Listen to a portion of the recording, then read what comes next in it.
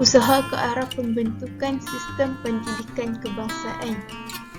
Yang pertama, laporan Barnes 1951. Yang kedua, laporan Fenwu 1951. Yang ketiga, Ordinan Pelajaran 1952.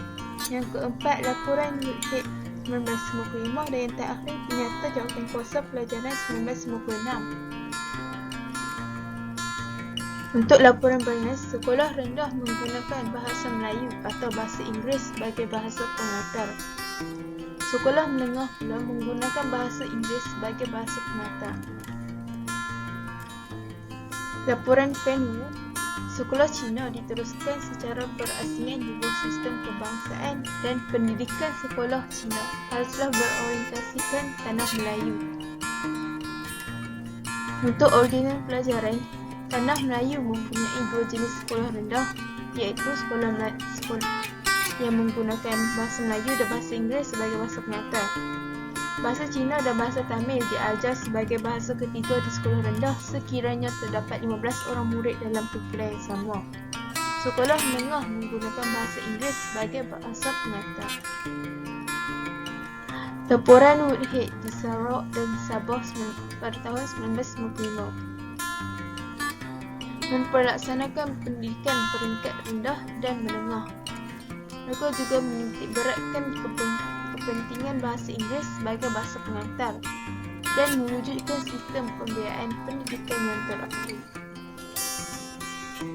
Untuk Penyata Jawatankuasa Pelajaran 1951, sekolah umum iaitu sekolah rendah menggunakan bahasa Melayu. Sekolah jenis umum, sekolah rendah menggunakan sama ada bahasa Inggeris, Cina atau Tamil.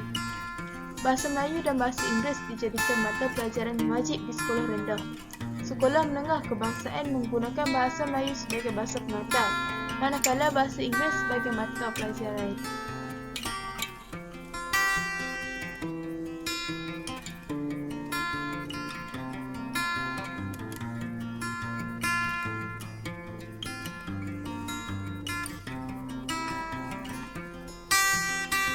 Kerjasama politik ke arah kemerdekaan.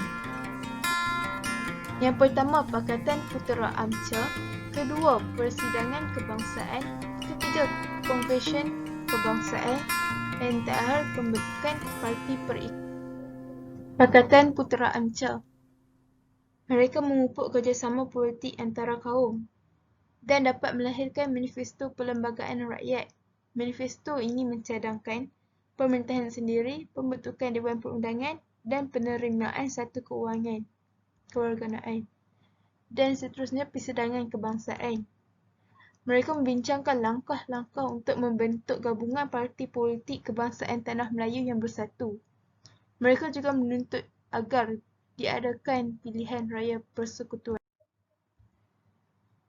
Konvensyen Kebangsaan membincangkan usaha ke arah kemerdekaan dan masa depan Tanah Melayu.